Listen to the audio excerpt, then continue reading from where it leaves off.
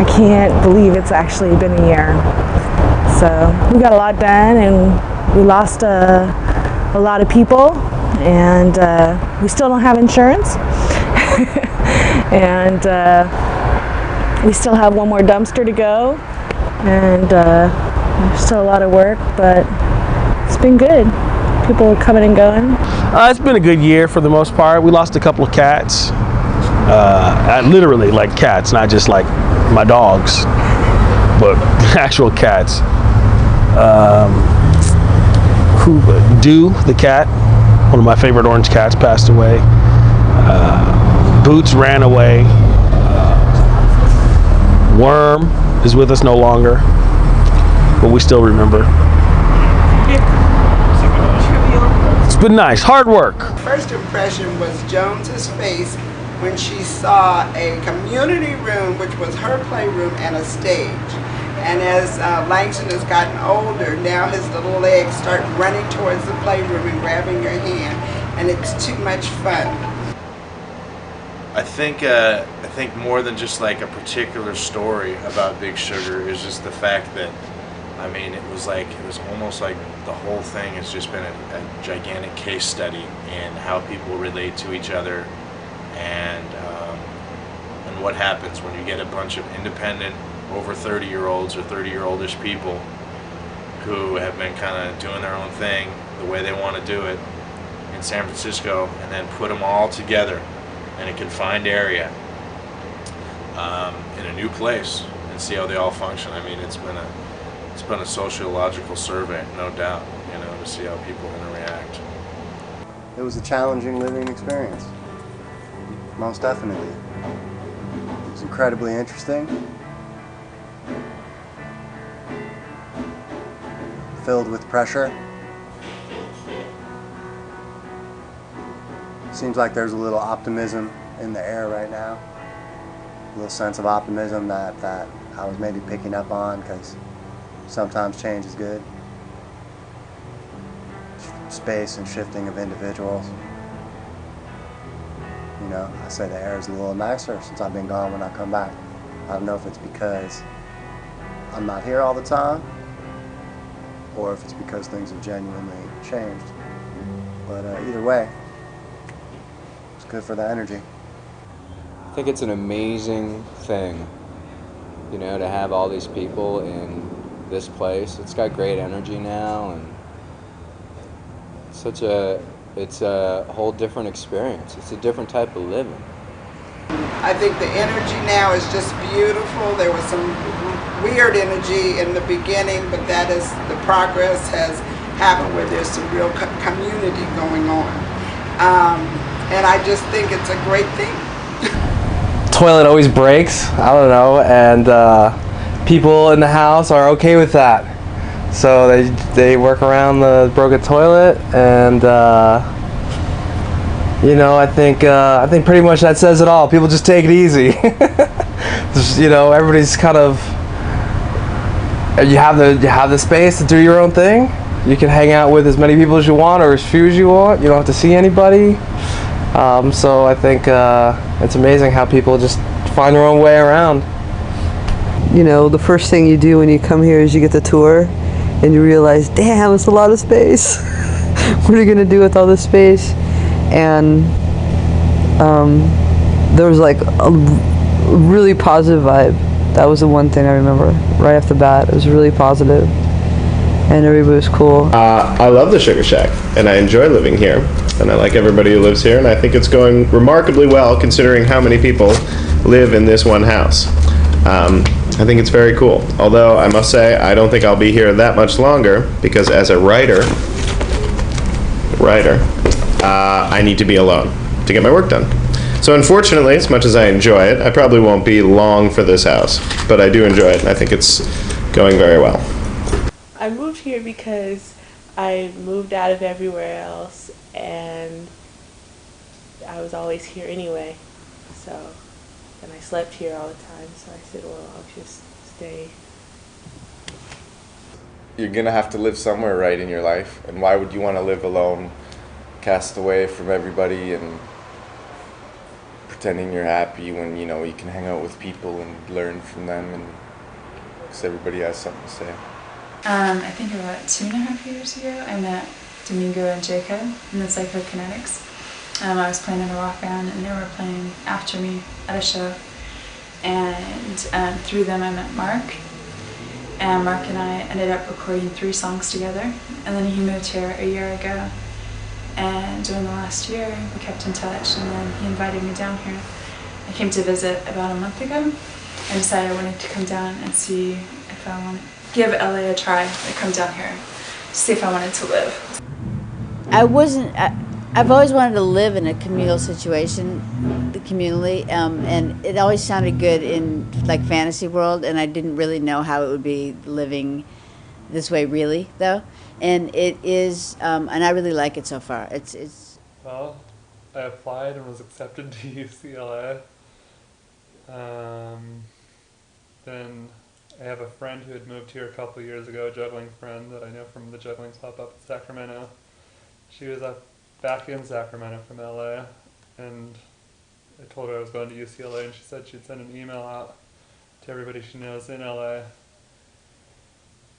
telling them that I need a place to stay, and one of the people she knows was Ngaio, and Ngaio emailed me after he got that, and told me about this place, and I took it, and I moved.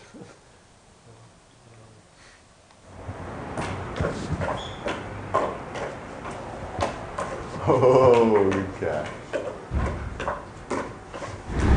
I actually didn't know I was going to be moving here until not too long before I actually did, and it's turned out good. I had a dream. Yeah, what was it? It was about a big marshmallow. It was about a giant marshmallow, and it talked. I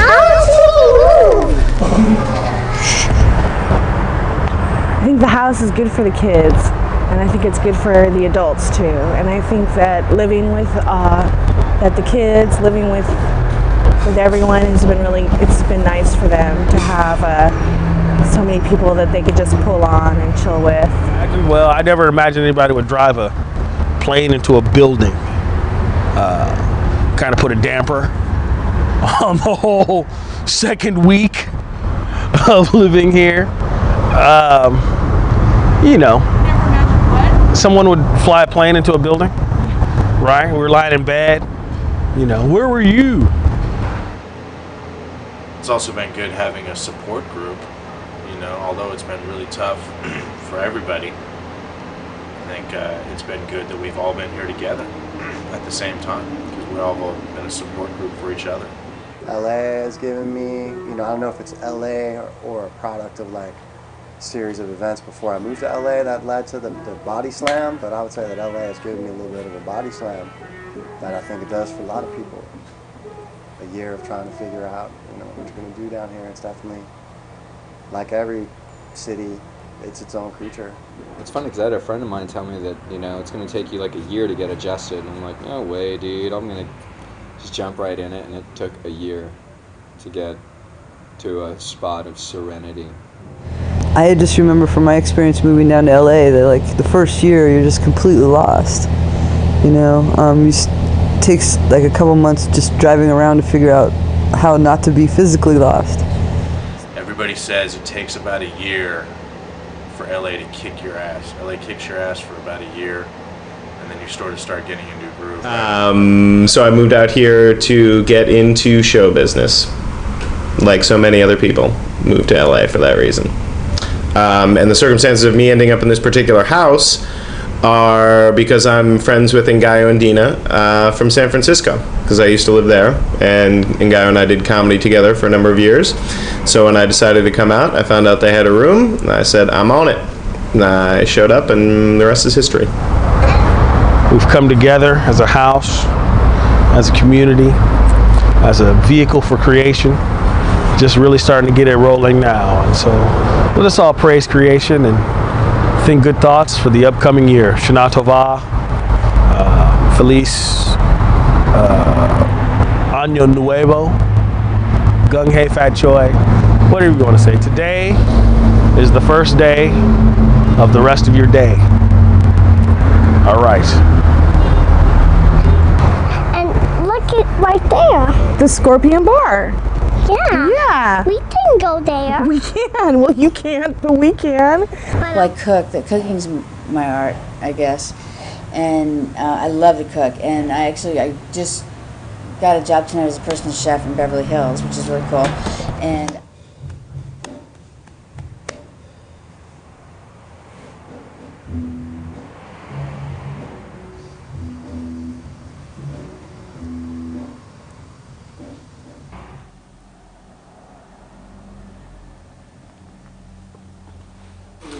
Yeah, I always turn in a circle. I don't know why. I play guitar and I play keyboards and I do vocals and I write songs. And so when I do that, the way that I see it is that I'm trying to reach something that's higher than myself, like, or trying to reach something like take myself out of reality and everyday experiences and go above and beyond what I consider to be the human condition or the human state. I guess it's like reaching something spiritual. Busting up the place.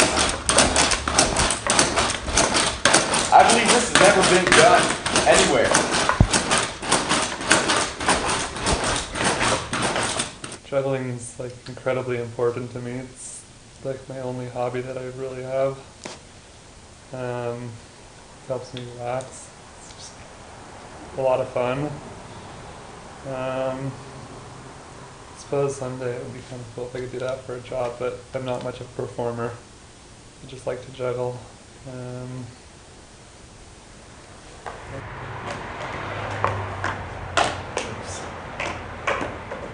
Yeah, you know, life is an artist's greatest work. So I want to show myself to people and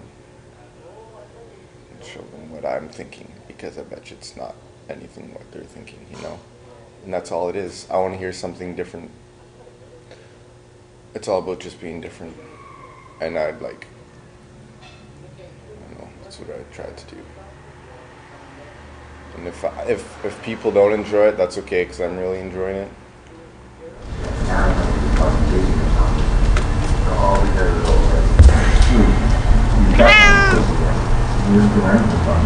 The bass player and the cats. You lost a bass player and a couple cats right off the bat, which I thought were good odds. I still say that's pretty good odds. You move with that many people, you only lose one bass player and a couple cats. The band is doing all right. We had a little turmoil, you know. We lost a key member shortly after we moved, but we got 2 guys in there now doing pretty good. The music scene is nice out here. We'll get a few more gigs, you know. It'll pick up, definitely. Watch next year, the house will be all painted, and I'll have my personal assistant answer all these questions for me. Mark will have your intern? Yeah, Mark's intern and my personal assistant will come over here, and they'll answer all the questions, and then they'll catalog the tapes. The band has had an extremely rough time. I think if you had asked me 4 months ago if we'd still be playing today, I would have said no.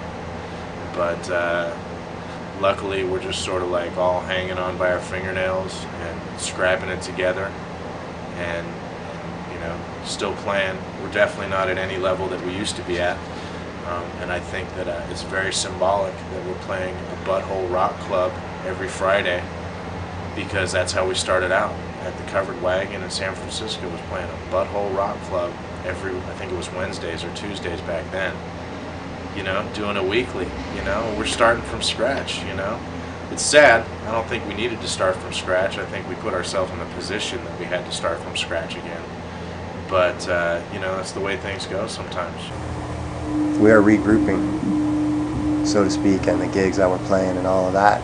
We got some teeth-cutting gigs, basically. We're playing with a lot of bands that are just starting to play. It's like that kind of, those kind of places again, which is a familiar spot, because we've done this before. When we change personnel, we end up having to kind of start over in a certain way, because it's a certain element of a live show that if we're not generating it, you know, we really don't want to play too much. We want to play in a laboratory type of setting until we, you know, feel like we're playing together well enough to really do our thing, because you know how it is when we're rolling, you know, going right.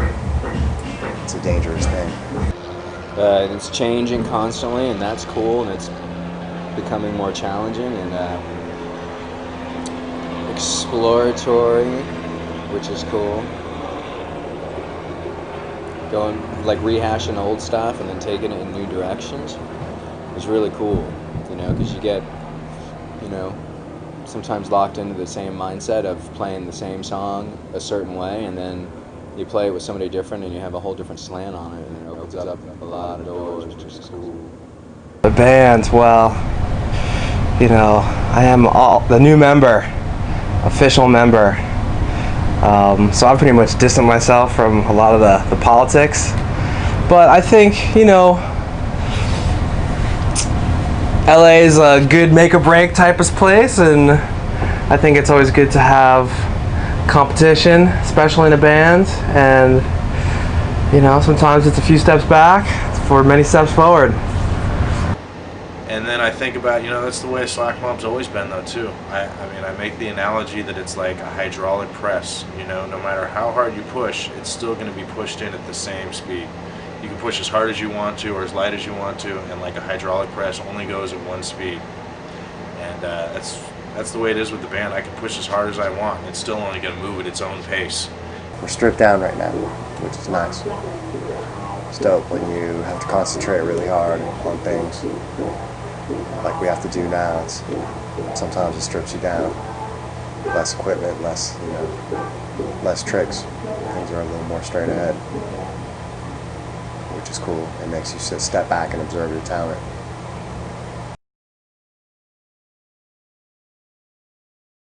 Hello. Hello. Hello. Hello. Look at Langston. Right there. That's you. That's you. Got a job.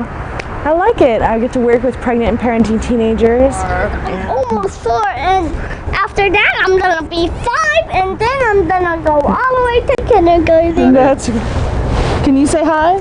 Hi. Thank you. Bye.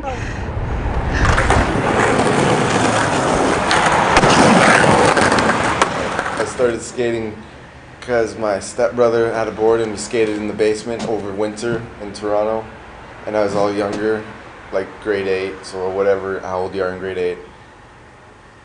And he was able to ollie, my stepbrother, he was able to ollie over a broomstick. And I'm like, shit, I don't know about that.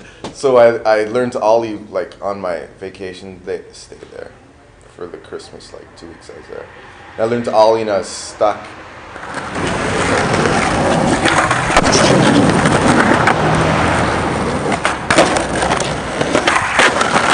And I drove up there, and within about 10 minutes, I had rear-ended a $200,000 Ferrari. Brand new. We were talking, and I asked him where he lived. He lived around here. Yeah, he lives right down the street. And he goes, where do you live? I'm like, oh, I live right there. And he goes, ew, no you don't. One guy almost drove into the house. That was pretty funny. July 4th, 2002, he came sideways down Pico, and if we didn't have a fire hydrant in front of our house, he probably would have ran into us. So that was fortunate. I don't know if that's ha-ha funny, but it's funny peculiar. I guess the July 4th with the car almost running into the front of the house was probably pretty telling. And then I come over on 4th of July and the whole crash happens, and I'm sure you've heard about the crash. And waiting for the fire hydrant to, explode. It never did. Let's see. Oh, here's a funny story. I think it was 4th of July. Was it 4th of July when the car was out of control? Some car came squealing down Pico Street out of control and ran up on the sidewalk, almost went into the church hall, and then ran over a fire hydrant. And the dudes got up and got all their personal stuff out of the car and just walked away and left it all there. That's classic. That was awesome. While we watched fireworks from the roof, maybe I should get that. Hello.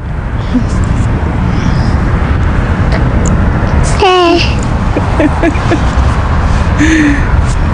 So, things have been okay. A lot of work, but good. So, I think that this was the right decision to move down here. When do we get paid for this? All right. Cut. Yeah, I think that's it. The only thing I know is my favorite saying, and that's don't sweat the petty things, pet the sweaty things. Here. On that, bye. This interview is over. I quit.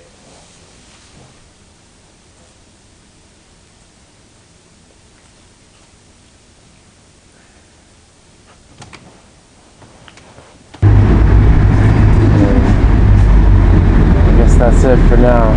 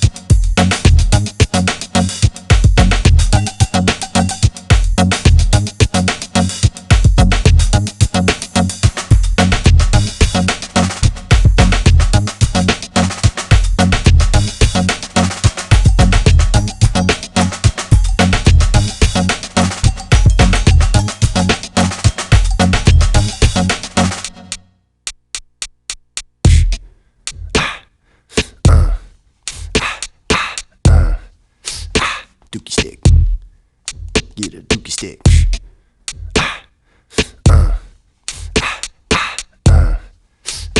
Dookie stick. Get a dookie stick.